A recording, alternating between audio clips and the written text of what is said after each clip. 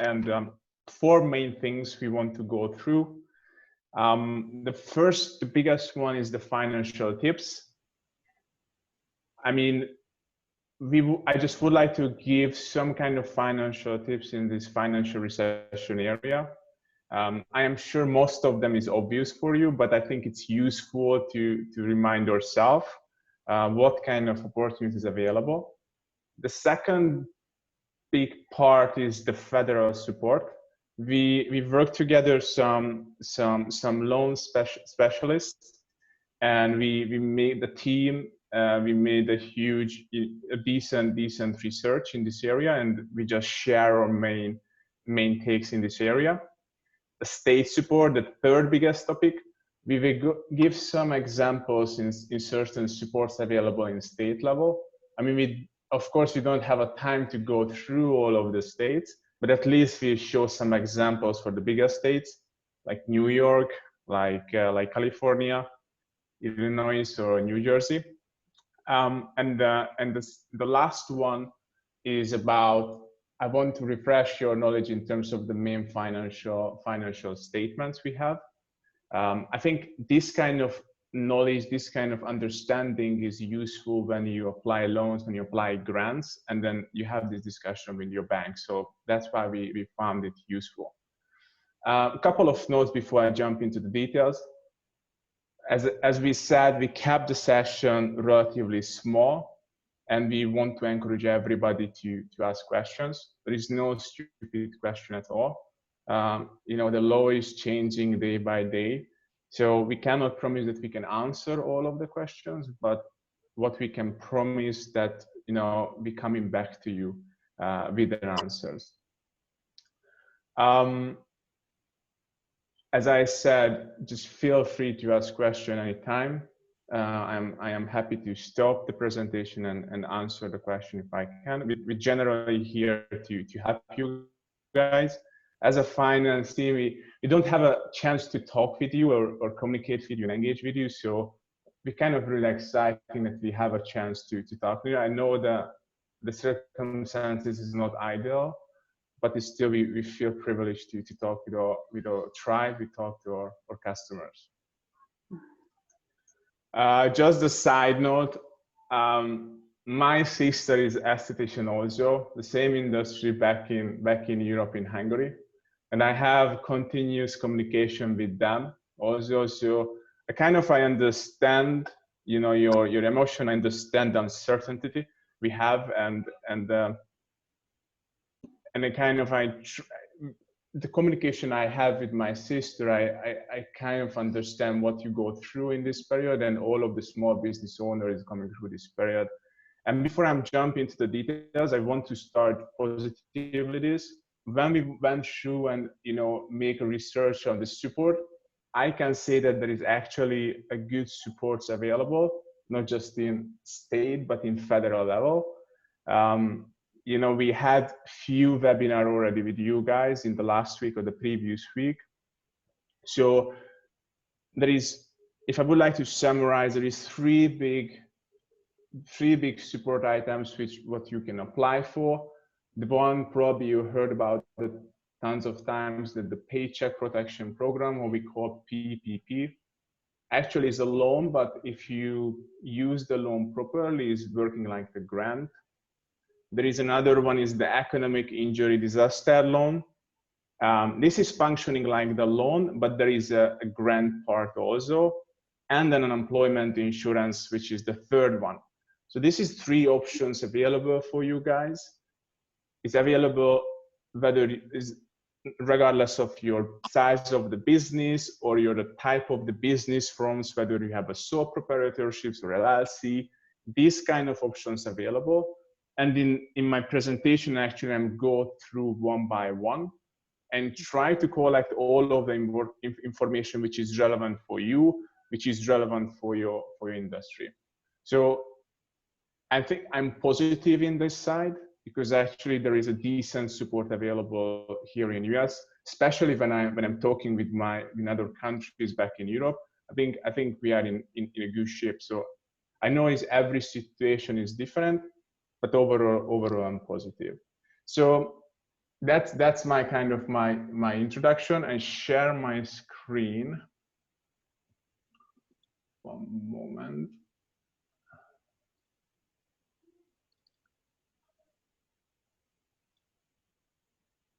Hopefully you can see my screen. Cool. Yep, I see it. So the first point is financial tips. As I said, most of them is obvious, but I think it's really useful to kind of remind ourselves and just see what kind of opportunities we have. The first one, I think, is one of the most important, that you need the plan. You need the plan regardless how difficult the plan is. And what we advise that you need the cash flow plan. You know, when we hear the cash flow plan, it seems like you know, it's something is a difficult financial statement, but it's not. It's actually, it's just monitoring your inflows and outflows of your cash and see what is your cash position. We recommend you to have this cash flow plan at least in the next 8 weeks by day. We have a template for that, which is makes your planning process easier, which is available in our website. In the end of the presentation, I show the link. So I really encourage everybody to have a plan. We have a plan in Dermalogica side. Every business, regardless of the size of the business, need the cash flow plan in these difficult times. And the reason why you need a cash flow plan, because the main reason why the business is failing is when they're running out the cash. Yeah, so if you don't negotiate your landlord and you cannot pay the following rent, and they can reclaim the building and you close the doors. Yeah, it's a very simple scenario how quickly you can have a situation when actually you close your doors. So it's really important that you have a plan so we can look ahead, you can in the future and see when your net cash balance is coming in negative. Means see in the future when you run out the cash. And when you see that is something is next week or the following week is coming, you know that you need to intervene, you need to make some kind of actions. That's why you need to have a plan to understand whether you have a problem or not, and see when this problem is come, because then you need to work out the plan. The second one, and coming back to that, so there is a special webinar available around this cash flow plan, and there's an Excel template available. Again, when I have a chat with my sister, is whether you use an Excel, whether you use a piece of paper, it doesn't really matter. I think it's an important process. You coming through day by day and just see what is your inflows and outflows of cash, and make sure that you plan, and make sure you, once you see a problems in the future, then you have an action plan to work with towards that. The second point is really just go through your cost items and just make sure that you do the best to cut certain items. I mean, the easiest part is just download your bank or credit card statement, go through one by one, and just see whether you can afford this or not. I mean, obvious example is, you know, cancel subscription that are not critical. That's I think when you see your statement, there is items what you actually you can easily cut. The third item is communicate with vendors, lenders, and suppliers. So most of the big companies, service providers, banks already, you know, issued a statement that they're willing to work with small business owner customers, whether they defer the payments or provide free services. So make sure you searching and understanding what kind of opportunities you have. We really, you know, encourage everybody to communicate proactively with these vendors. I mean, your industry is one of the biggest vendors is your landlord if you're renting a building. So we really encourage you to have the communication with your landlord and just make sure that you understand your opportunities. these are not you know, is a pleasant discussions. I coming through exactly the same thing in behalf of Dermalogica, so I'm totally understand. But the worst thing what you can do is just ignore your situation, because this just make this situation worse. So you need to be proactive. You need to have this discussion in advance. And I'm coming back to the first one, the plan. You know, if you see your plan, if you see that you have a problem, then actually you can have this communication in advance. That's why it's really important that have a plan, and if you have a problem, have this conversation. Our legal officer, Robert, is created a landlord letter, which is actually is specialized, customized for your industry. So everybody understand that, you know, if your business depends on delivery professional skincare services, is obviously involved touching a face of the client. And this current environment, your business is effectively suspended. So that's why you need to explain this to your landlord, and their landlord letter is customers in that way.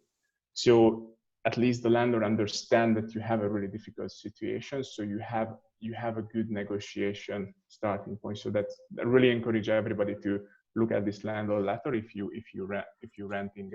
Ambrus, do you know if they're making that letter template available for everybody? Is that in the on the website? It's in the website. Yeah, it's in the This Together website. Wonderful. So everybody, if after this, the recordings will be in the dermalogica.com/in-this-together website. So you'll have access to the presentations and any support materials that he's going to be discussing with you, a template for that letter to write to your landlord, and lots of information in there. So definitely go check that out.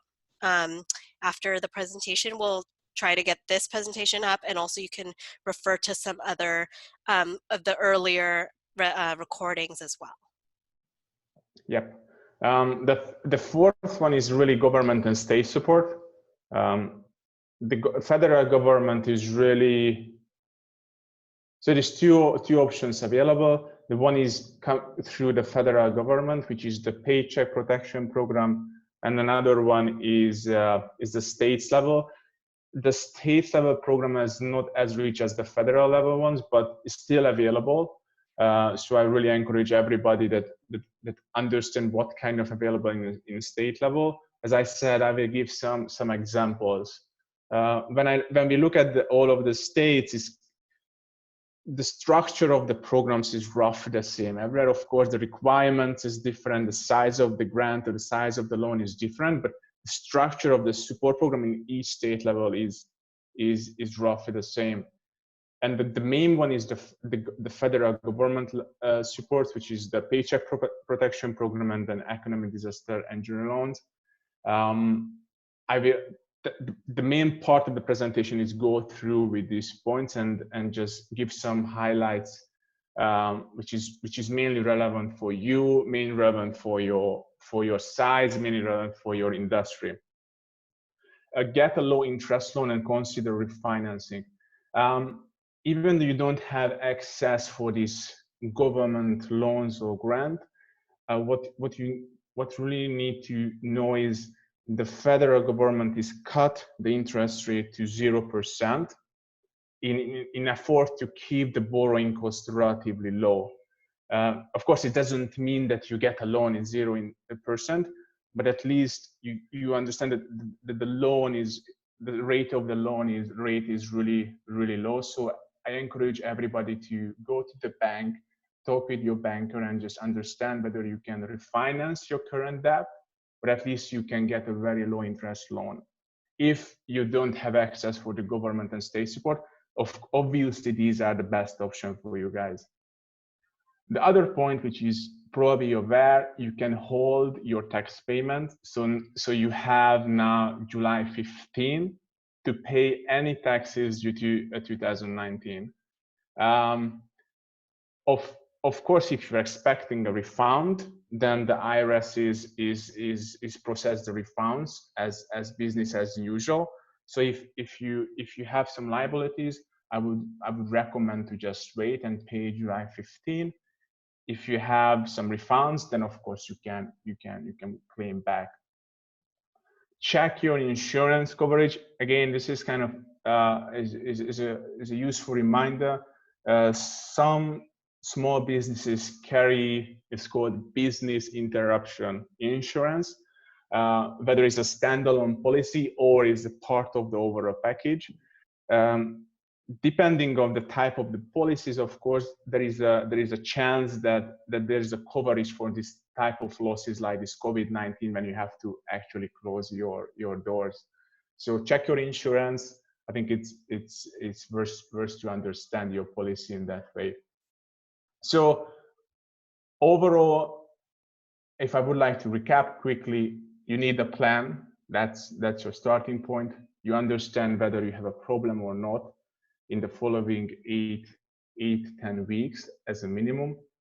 And if you have a problem, you have certain opportunities. Yeah, you can communicate with your vendor. Number one, you can look at your expenses. Number two, you can apply for government and state support, but I'm really encourage everybody to do. As I said, there is more than one option available. I will go through for that. You can hold your tax payments and check your insurance. And then I think if you really have a plan around these points, then I think we have a really good chance that you getting through this difficult period. So let's go to the government and the state support. I'd start with the government. SBA, which is called Small Business Administration, is a government institution. There is two potential loans available. There is the Paycheck Protection Program, PPP, and then Economic Injury Disaster Loans. I would recommend to apply both. Of course, there is certain requirements available. I will go through it. The first priority should be the Paycheck Protection Program, which is working like a grant. And I explain how this is working like a grant.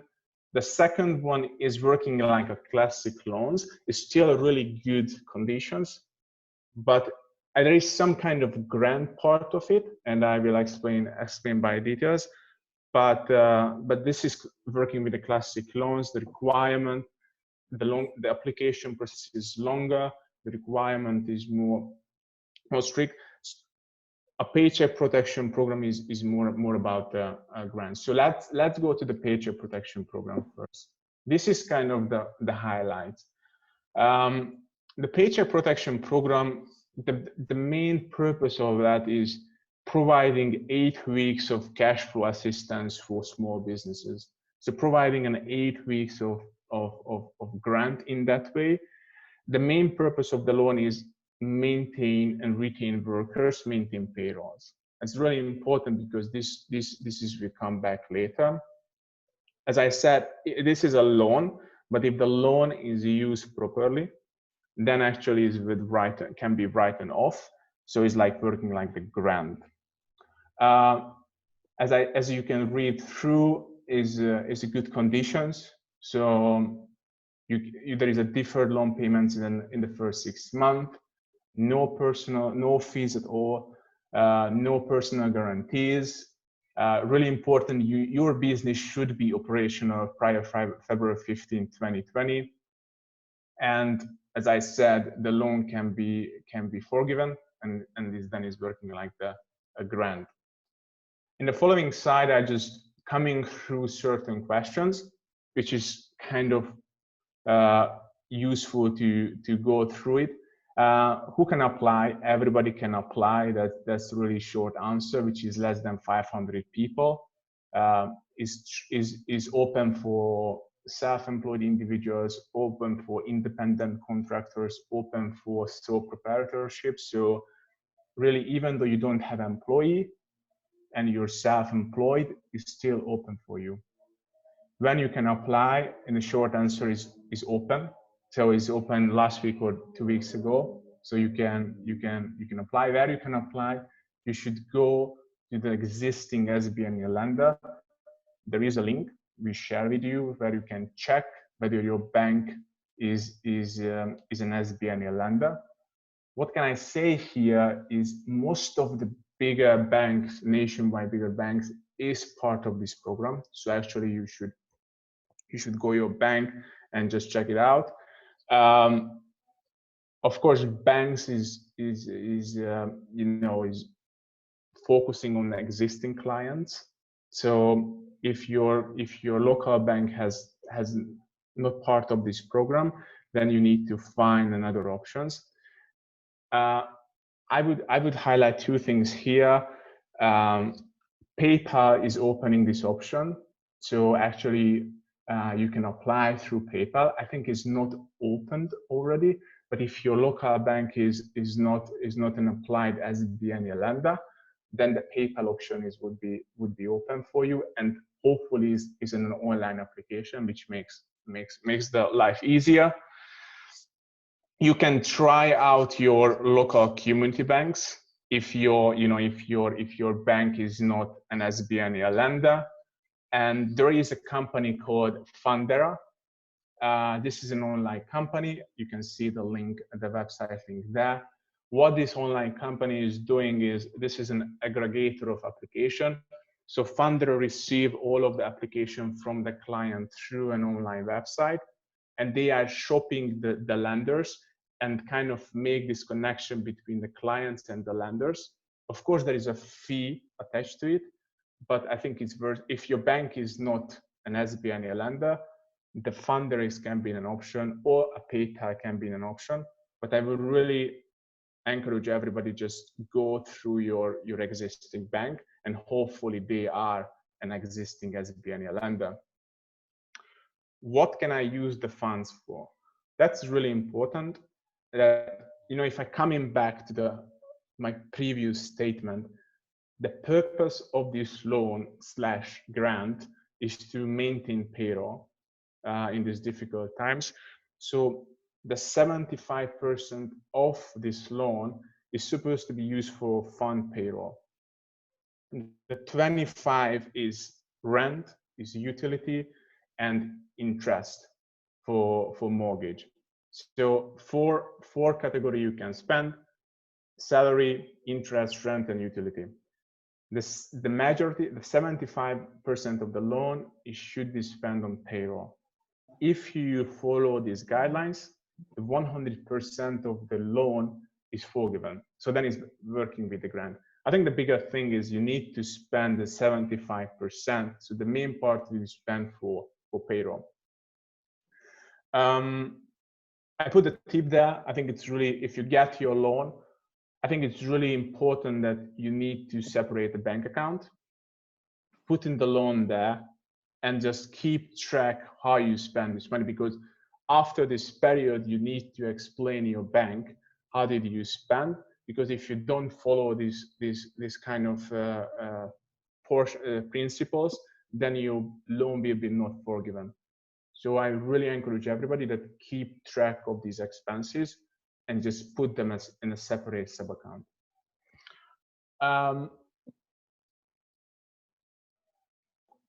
How the loan size is determined. So as I said, the main purpose of the loan is maintain workers, maintain payrolls. So the monthly average payroll cost in 19 multiplied by 2.5. That's really the main rule. So, if you have like $5,000 per month as a monthly income or monthly salary, then actually is a 12,000-ish loan is available for you. So they look at the average payroll cost in 2019 and multiply by 2.5. That's how they define the size of the loan. Is a question if the business is not operational in 2019, or you open in 2019 November, then you can still have a chance to look at January and February 2020 and look at your payroll cost and define the size of the loan.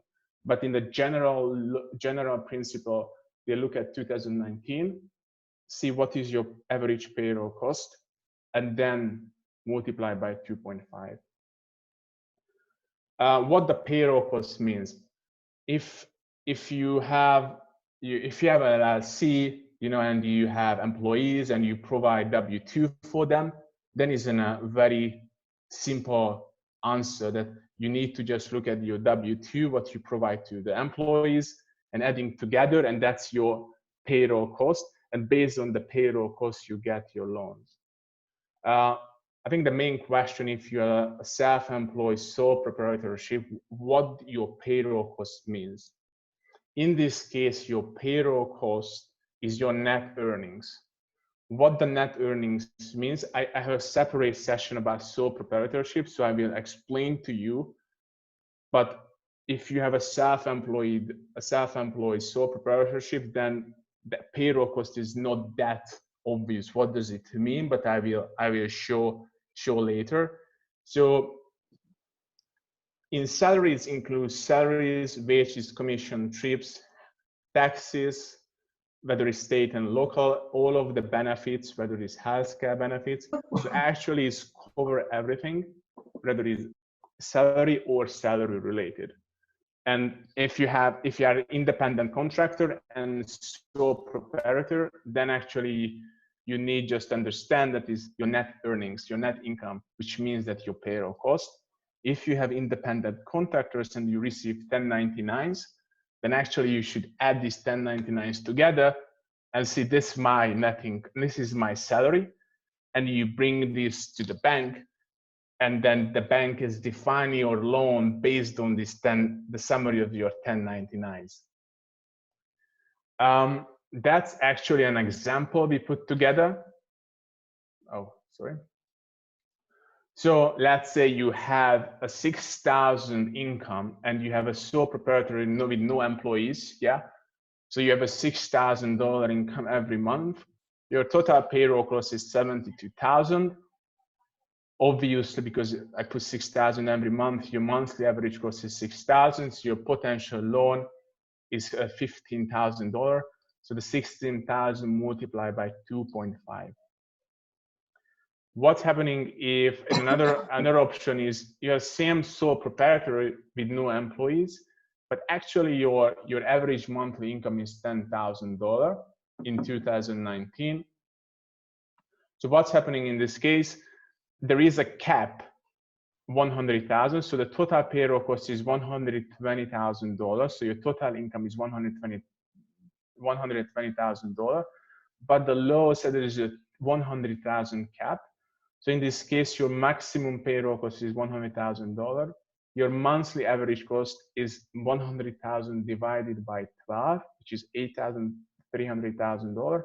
But the potential loan is divided by this $8,000, 2.5. So you can have a 20,000 potential loan in this program if you reach the cap, which is 100,000.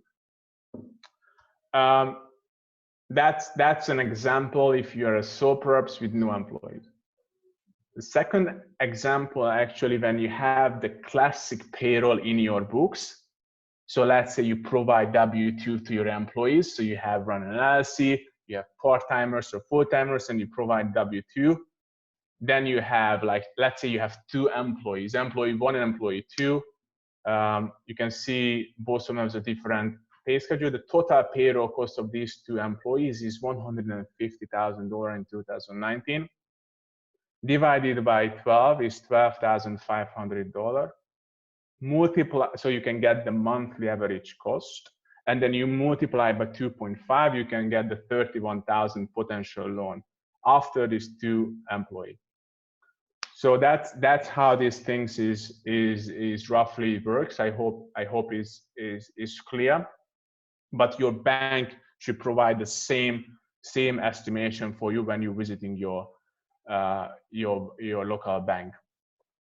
I would like to talk about sole proprietors because I know that many of you guys have, just self-employed individuals. So I think it would be useful if you really go through the sole proprietors.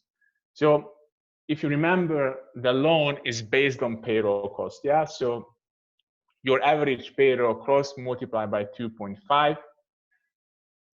If you are a self-employed individual, sole proprietorship, so you run a business on your own, then actually your payroll cost will be your net earnings. Where you can find these net earnings, if you look at your 2019 tax return, then you get the Schedule C document, which is actually, we have an example here. So this is a Schedule C, and it is a line 31. That's your net earnings in 2019. So you have to look at your net earnings. That's your income.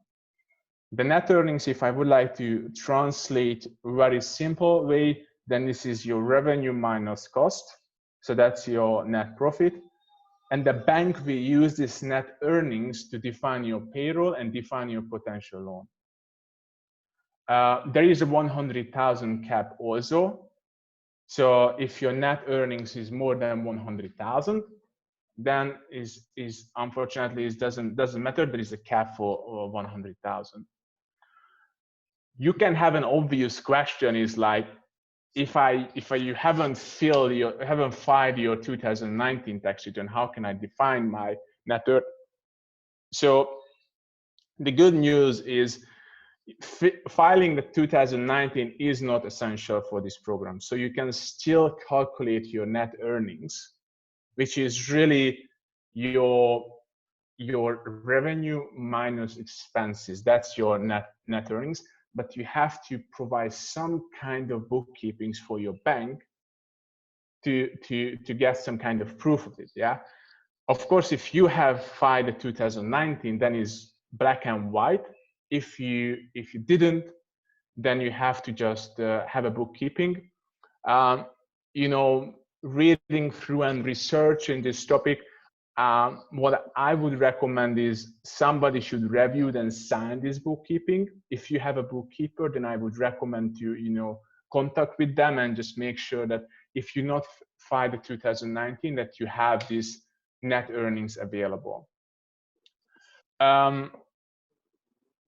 What an obvious question can be is, what about if you draw money for your business? So let's say if you own business, it's pretty common that you write yourself a check or you transfer some kind of business funds into your personal accounts, consider as your salary.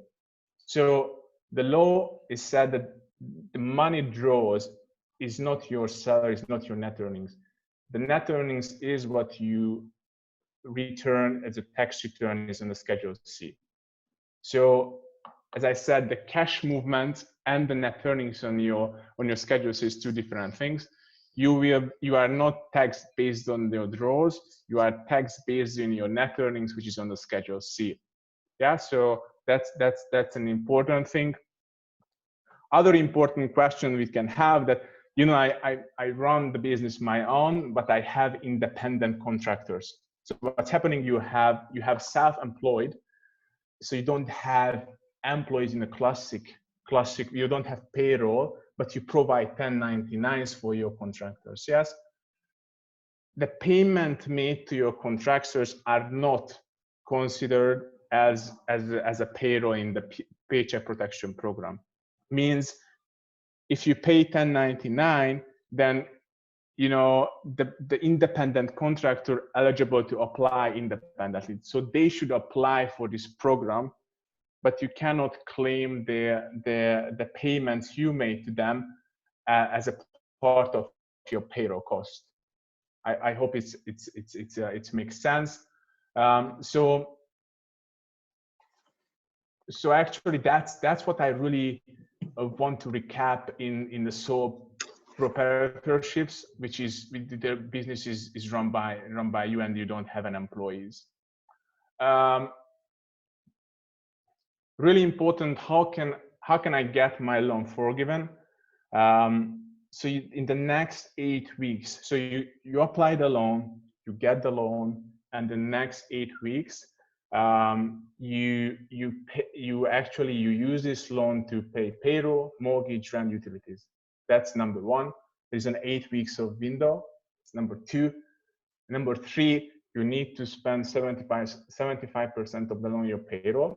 Again, if I'm coming back, if you're running a business by your own, you don't have employees, so actually you finance your income, your salary, then actually the story is really straightforward because actually you just pay yourself. If you have more than one employee, then it's 75% loan is 75% rule is really important. You need to do, it's really important that you need to do something. You need to submit a form for your bank to ask the forgiveness of your loan. You need to prove that you spent this loan in a certain way, what we just discussed. So 75% employees, 25% rest of the mortgage, rent, and utilities. So again, it's an important tip here is keep your records and have an accurate bookkeeping. It's really essential. It's just make your life easier when you need to, because you need to ask the forgiveness of in your bank account. So just make sure that you can prove that you spend most of the loan for payroll or related. As I said, the loan, the law itself, the main purpose of the loan is, you know, help people, help maintain payroll and help retain workers. Documentation needed. Of course, when you're visiting your bank, they will tell you what kind of documentation they request. But what I can say here is there is an application form available in the SBA website. You can see the link there, so you can actually use it. It's a very simple form, and then you need to, as I said, the size of the loan is defined by your payroll. So you need to prove your payroll cost, whether it's a 1099, whether it's your net earnings, and because you are sole proprietorship, whether you need to collect all of the W-2 you provided your employees if you have employees. So I think the main thing here, you need to explain and prove what is your payroll cost means in your situation. And the bank will require this kind of documents.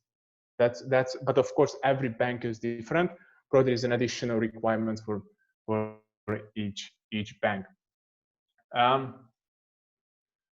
That's the economic.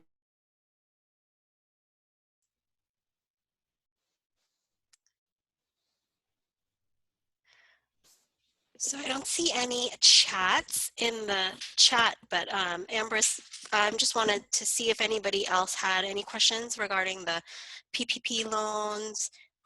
If you have a question, you can go ahead and unmute yourself and ask your question. Sorry? I'm sorry, I think you cut out for a second there. Or I did. So I was just opening the floor to any questions. Yep. If anybody has any, I don't see anything in the chat, but if you feel comfortable, you can unmute yourself if you have any specific questions regarding what Ambrus just shared about the PPP loans, or I know it's a lot of information and definitely you'll have this available when the recording, but if you have questions. Guys, another option is just, we can share this presentation with you guys, go through your situation. If you have a specific question, just shout an email. We will share our email address. So we are open to answer your questions. So this can be an option also after this presentation. Sure, yes. We'll be sending an email follow-up and providing that information after the session as well. Thanks.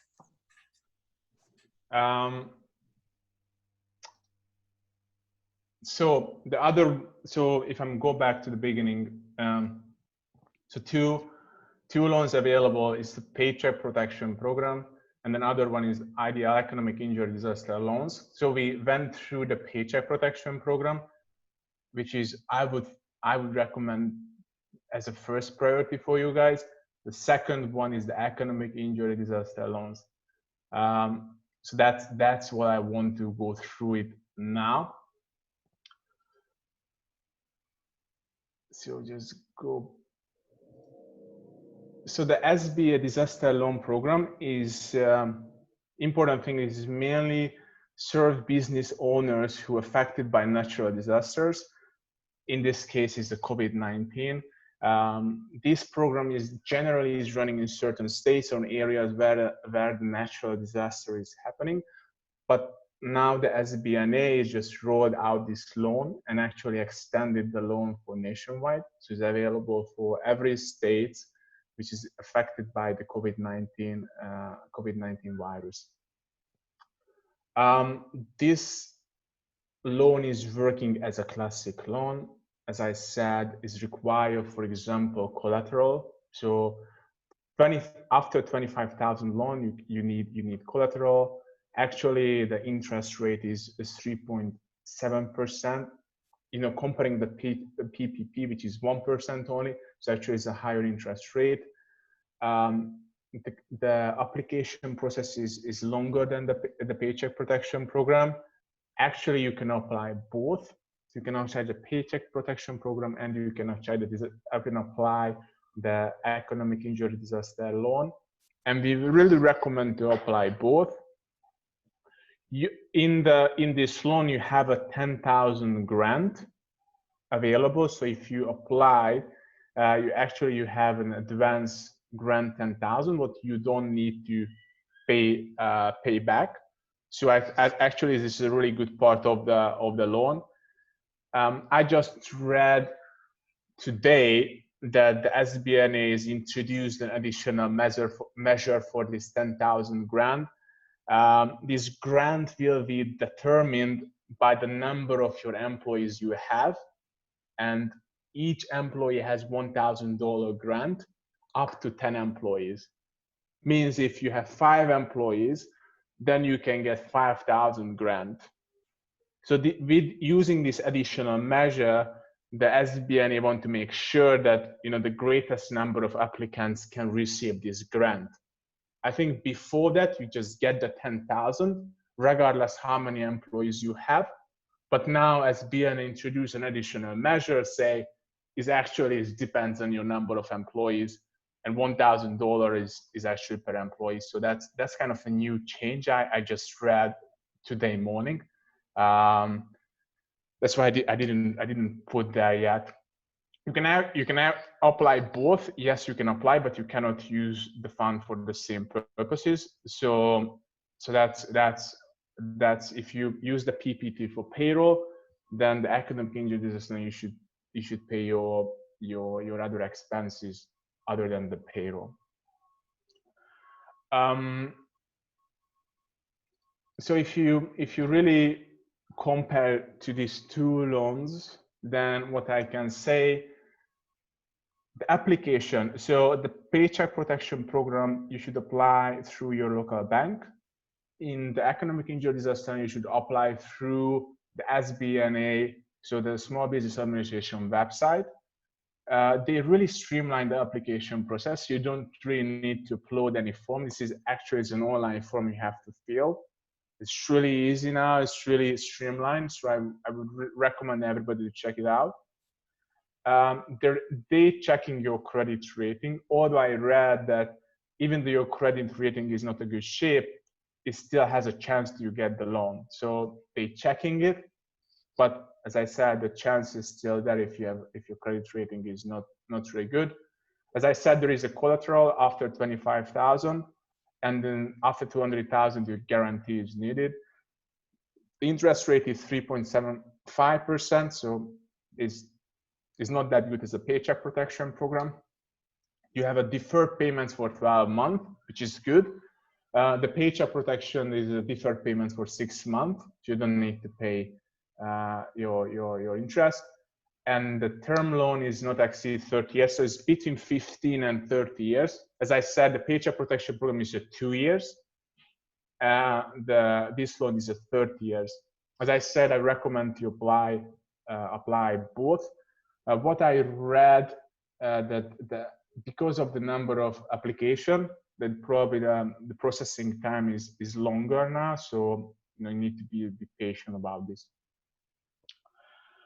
I think that's about SBA. So the second biggest loan or grant what the government is provide. Before I'm coming to unemployment insurance, I'm not sure is there any questions for this one. I don't see any questions, but Susan did clarify that if you're a sole proprietor, that you were just talking about what you read this morning, that you only get $1,000. Yeah, because I'm only one Yeah. employee. Yeah, so Yeah. she's just clarifying that. And I don't know if anybody else had any other questions before we move on to the next section.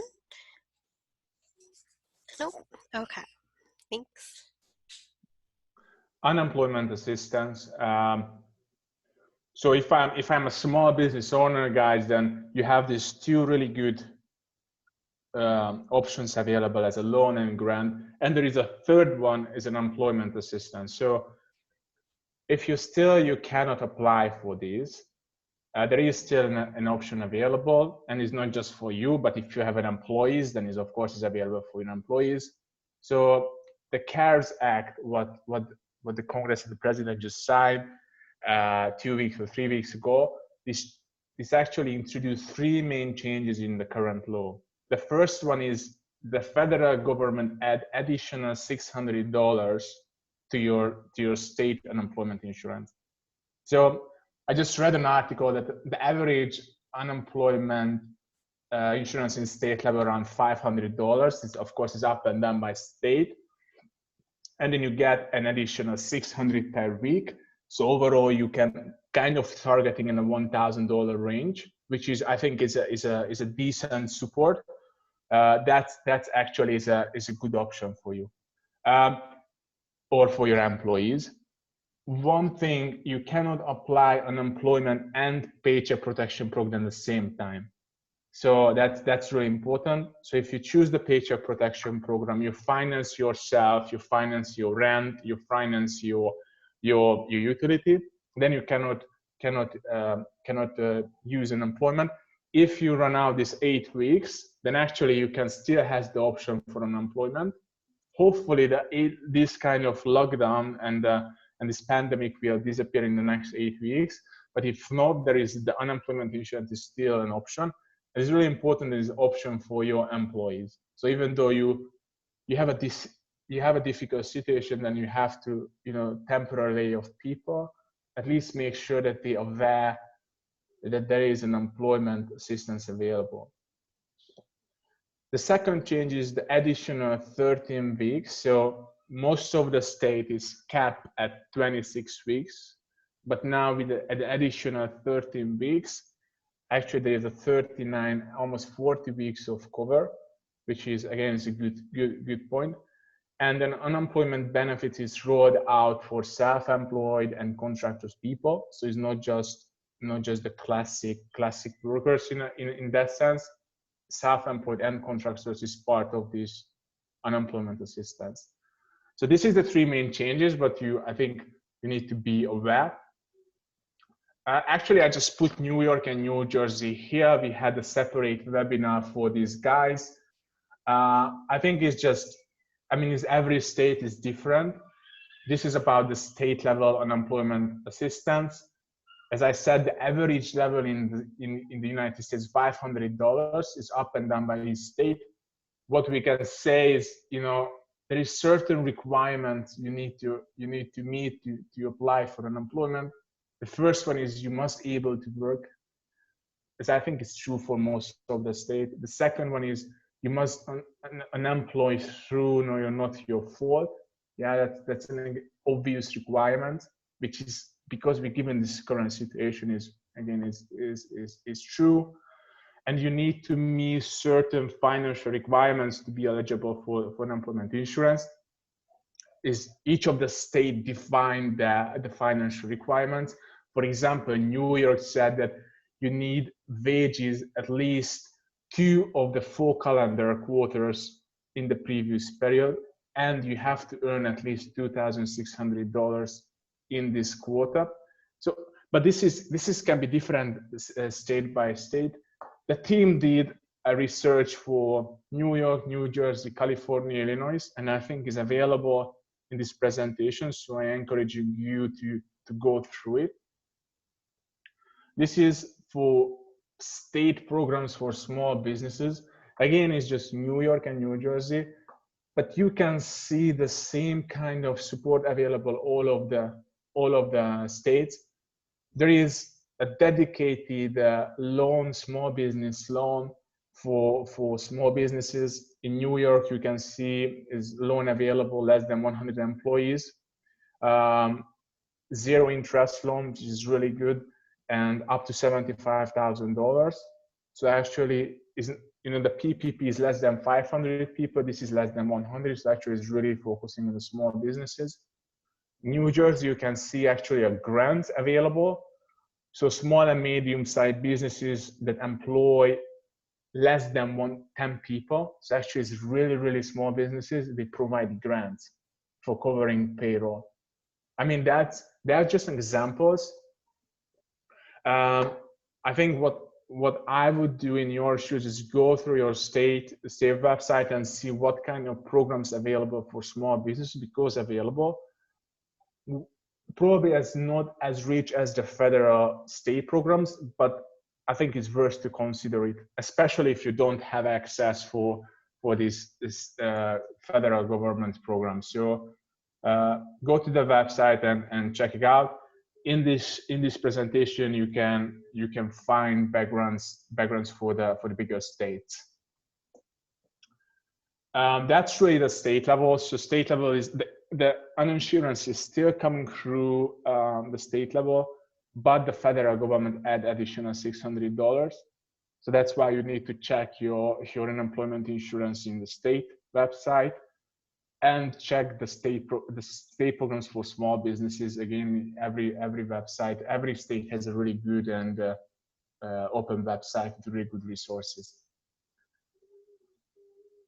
Family First Bill. The reason why I want to talk with you guys, this is not about the support, is about just to make sure that is a clear, that there's an additional requirement, additional request for this law is state. Effective 1st of April, every employers must provide a paid sick leave, 2 weeks of paid sick leave for any employees who affected by COVID-19. That is true for every business size. This is true for you guys. This is true for Dermalogica.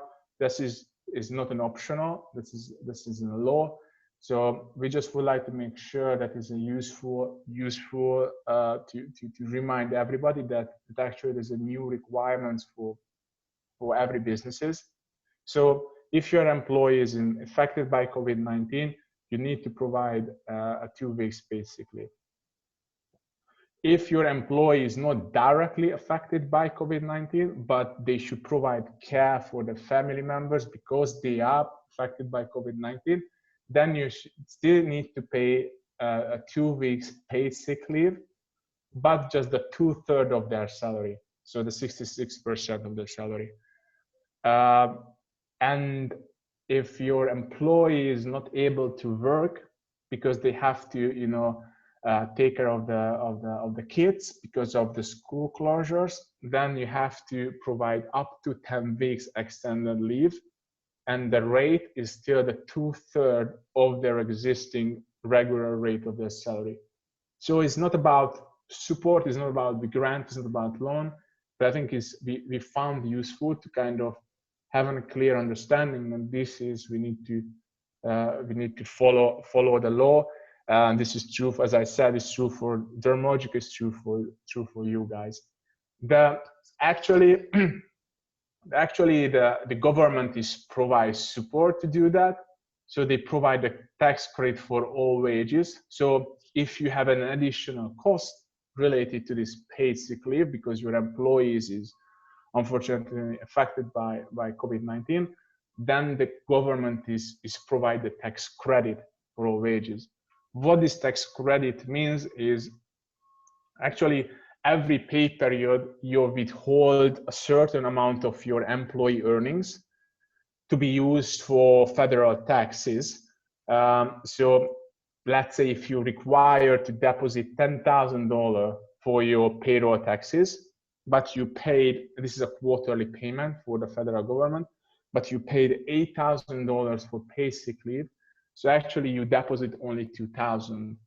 So 10,000 minus 8,000, and then you deposit only $2,000 we require. So if the paid leave amount is greater than your payroll tax, then business can file the request for credit for the remaining amount. So I think the main message here, if your employee is infected by COVID-19, you need to provide paid sick leave for 2 weeks, but the government is support you through tax credits. So that's the main message here, what I want to just address. Ambrus, Susan had a question about the PPL and if it's considered taxable income like unemployment would be? No, No, and it's okay. not taxable.